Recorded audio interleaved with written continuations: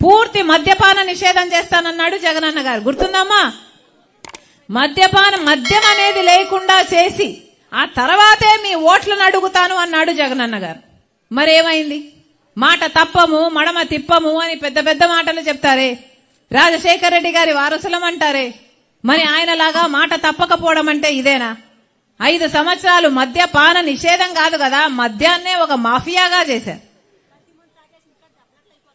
కల్తీ మందు తాగేసి అక్కకి భర్తకి దెబ్బలాట్లయితున్నాయంట. పిల్లలు కూడా అలవాటైపోతుంది. ఇది ఎక్కడ దౌర్భాగ్యం? ఒక్క మాట అంటే ఒక్క మాట కూడా నిలబెట్టుకోకపోతే రాజశేఖర రెడ్డి గారి వారసులు ఎలా అవుతారు? ఇప్పుడున్న ప్రభుత్వమైనా ఇటు చంద్రబాబు గారైనా పూర్తి అన్యాయమే చేశారు. చంద్రబాబు గారు 5 సంవత్సరాలు ముఖ్యమంత్రిగా ఉన్నారు. ఇప్పుడు జగనన్న గారు 5 సంవత్సరాలు ముఖ్యమంత్రిగా ఉన్నారు. చంద్రబాబు గారిని కూడా అడుగుతున్నాం, అయ్యా మీరు 5 సంవత్సరాలు ముఖ్యమంత్రిగా ఉండి ప్రత్యేక హోదా ఎందుకు తేలేకపోయారు? ప్రత్యేక హోదా తెస్తేనే కదా మన రాష్ట్రానికి పెద్ద పెద్ద పరిశ్రమలు వస్తాయి. పరిశ్రమలు వస్తేనే కదా మన బిడ్డలకు ఉద్యోగాలు వస్తాయి. ఇప్పుడు జగనన్న గారు ముఖ్యమంత్రి. ప్రత్యేక హోదా కోసం ఒక్కటంటే ఒక్క నిజమైన ఉద్యమం ఎవరైనా చేశారా? 10 సంవత్సరాలుగా మనకు ప్రత్యేక హోదా రాకపోయినా అదే బీజేపీ పార్టీకి వంగి దండాలు పెడుతున్నారే, దేనికని? ఏం అవసరం ఉందని? బీజేపీ పార్టీ మనకు ఏమి సహాయం చేసింది? బీజేపీ పార్టీ మనకు ఏమిచ్చింది? బీజేపీ పార్టీ మనకు ప్రత్యేక హోదా ఇచ్చిందా? పోలవరం ప్రాజెక్ట్ ఇచ్చిందా? రాజధాని ఇచ్చిందా?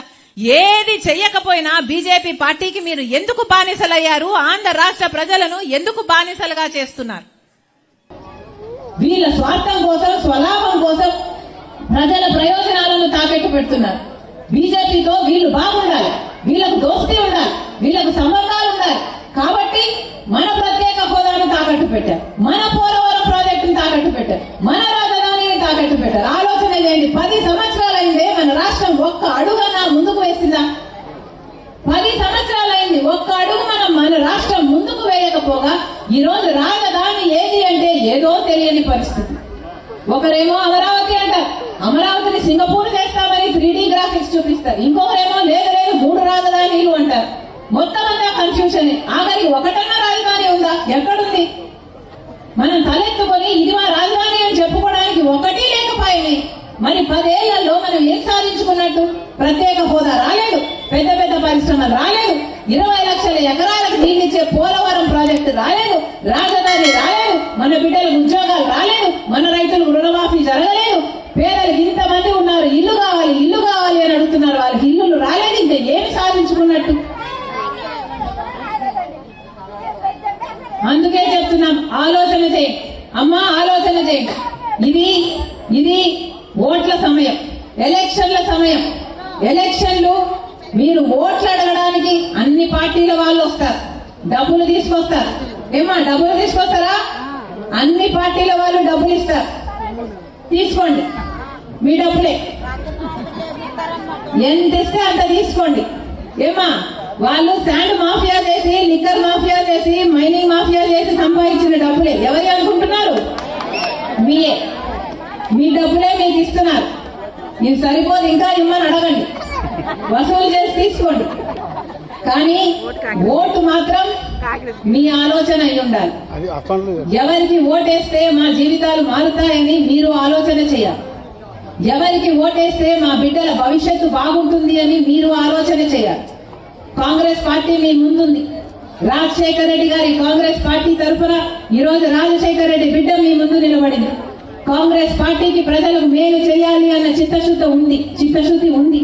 అందుకే రాహుల్ గాంధీ గారు ప్రధానమంత్రి అయినాక మొట్టమొదటి సంతకం ఆంధ్రప్రదేశ్ రాష్ట్రానికి కావాల్సిన ప్రత్యేక హోదా ఫైల్ మీదనే పెడతాను అని రాహుల్ గాంధీ గారు మాటిచ్చారు. ఆ మాటను పట్టుకొని నేను ఇక్కడ మీ ముందర నిలబడి ఉన్నాను. మీకు వాగ్దానం చేస్తున్నా, రాజశేఖర రెడ్డి బిడ్డ మీకు మాటిస్తుంది. మీరు కాంగ్రెస్ పార్టీని ఆశీర్వదించండి, హస్తం గుర్తు మీద ఓటేయండి. ఈ హస్తం గుర్తు మీకు అభయ హస్తం అవుతుంది. మీరు ఆశీర్వదించండి. ప్రత్యేక హోదానే కాదు, పోలవరం ప్రాజెక్టు వస్తుంది, రాజధాని వస్తుంది, మన బిడ్డలకు ఉద్యోగాలు వస్తాయి, రైతులకు రుణమాఫీ జరుగుతుంది, ప్రతి విషయంలో ప్రతి పేద వాళ్లకు ఒక పక్క ఇల్లు వస్తుంది. వస్తుంది. ఇవన్నీ జరగాలి అంటే మీ అందరూ కాంగ్రెస్ పార్టీని ఆశీర్వదించాలి. మళ్ళీ చెప్తున్నా, మీరు 5 సంవత్సరాలు తెలుగుదేశం పార్టీకి అవకాశం ఇచ్చి చూశారు. ఈ 5 సంవత్సరాలు వైసీపీ పార్టీ జగనన్న గారికి అవకాశం ఇచ్చి చూశారు. ఒక్కరన్నా ప్రత్యేక హోదా కోసం ఒక్క నిజమైన ఉద్యమం కూడా చేయలేదు 10 సంవత్సరాలుగా. అందుకే చెప్తున్నా, బీజేపీకి గులాంగిరి చేసే ఈ పార్టీలు పోవాలి. బీజేపీకి గులాంగిరి చేసే ఈ పార్టీలు నశించిపోవాలి. మీరు ఆశీర్వదించండి. కాంగ్రెస్ పార్టీ వల్ల, రాజశేఖర రెడ్డి గారి కాంగ్రెస్ పార్టీ వల్ల ఎంతో మంది బతుకులు నిలబడ్డాయి. మళ్ళీ ఆ బంగారు రోజులు రావాలి. మీరు ఆశీర్వదించండి. నా గుండెలో నిజాయితీ ఉంది. నా పుట్టింటికి మేలు చేయాలి అన్న చిత్తశుద్ధి నాలో ఉంది. మీరు ఆశీర్వదించండి. మళ్ళీ మంచి రోజులు వస్తాయి. రాజన్న రాజ్యం వస్తుంది. మీ పక్షాన నేను నిలబడతా.